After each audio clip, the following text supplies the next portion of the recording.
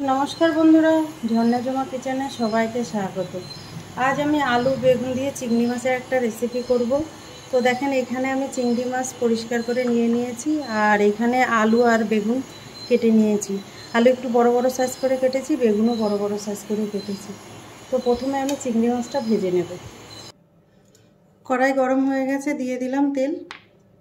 আর রান্নাটা আমি সর্ষের তেলেই করব, সেই জন্য এখানে সর্ষের তেল দিয়ে দিলাম।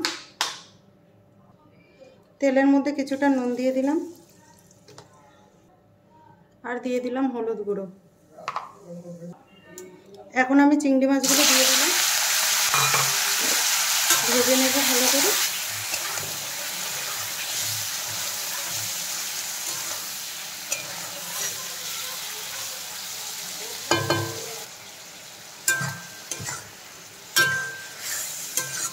দেখেন, চিংড়ি মাছ ভাজা হয়ে গেছে, এখন নিয়ে নেব। আর চিংড়ি মাছ কিন্তু বেশি ভাজার দরকার নেই।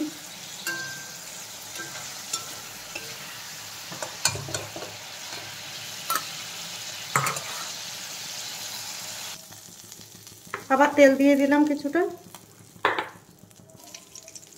এখন আমি আলুগুলো ভেজে নেব,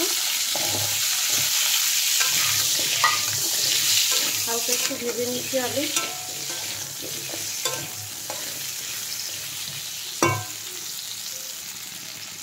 কিছুটা নুন দিয়ে দিলাম, হলুদ গুঁড়ো। এখন আর একটু নেড়ে দেবো। নুন হলুদ দিয়ে আলুগুলো বেশ ভালো করে ভেজে দেবো।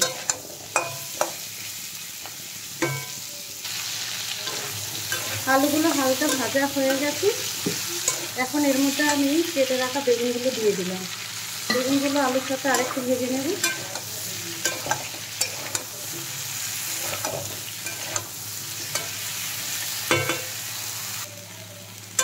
আলু আর বেগুন ভাজা হয়ে গেছে, এখন আমি তুলে নেব।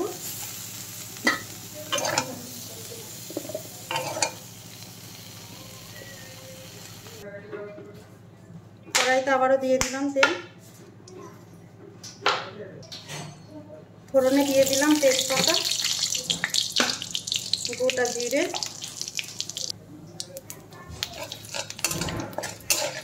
জিরে খুব সুন্দর ভাজা হয়ে গেছে।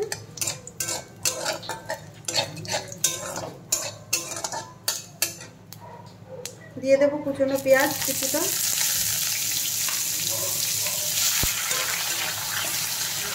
পেঁয়াজটা হালকা করে ভেজে নেব লাল লাল করে।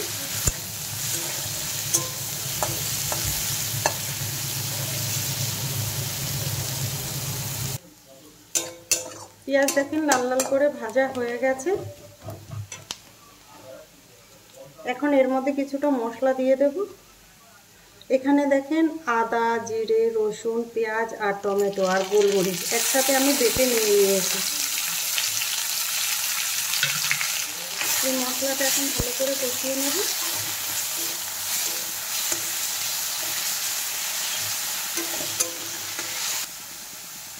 দিয়ে দিলাম হলুদ গুঁড়ো,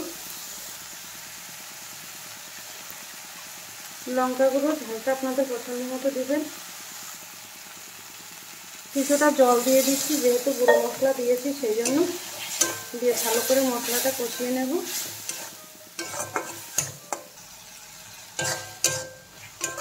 মশলাটা অনেকটা কষানো হয়ে গেছে। এখন আমি এর মধ্যে ভেজে রাখা আলু আর বেগুন দিয়ে দিলাম। দিয়ে আরেকটু ভালো করে কষিয়ে নেব।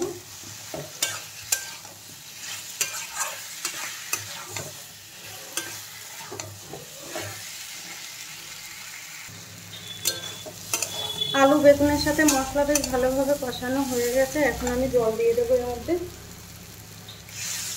পরিমাণ মতো জল দিয়ে দিলাম, আর সামান্য দিচ্ছি। ভালো করে নেড়ে চেড়ে দিলাম, আর এখানে যে ভেজে রাখা চিংড়ি মাছগুলো দিয়ে দিলাম। টেস্ট হিসাবে নুন দিয়ে দিলাম। টেস্টের ব্যালেন্স ঠিক রাখার জন্য একটুখানি চিনি দিয়ে দিলাম। চিনিটা চাইলে আপনারা স্কিপ করতে পারেন। এখন নেড়ে চেড়ে ভালোভাবে ফুটিয়ে নেব সবজি।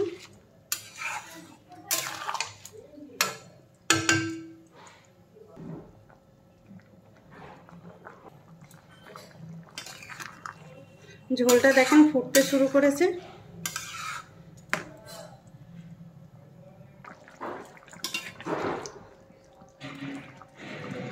আলু বেশ ভালোভাবে গলে গেছে। দিয়ে দিলাম কিছুটা গরম মশলা গুঁড়ো। তৈরি হয়ে গেছে চিংড়ি মাছের রেসিপি। এখন আমি নামিয়ে নেব।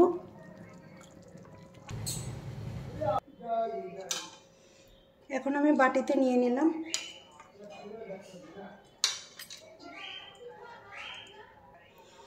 আলু বেগুন দিয়ে চিংড়ি মাছের রেসিপিটা যদি আপনাদের ভালো লাগে তাহলে আমার চ্যানেলটাকে সাবস্ক্রাইব করবেন, লাইক করবেন, কমেন্ট করবেন আর অবশ্যই শেয়ার করবেন। আর আমি যেইভাবে বানিয়েছি এইভাবে বানিয়ে খেয়ে কমেন্ট করে জানাবেন। ভিডিওটা দেখার জন্য আপনাদের ধন্যবাদ।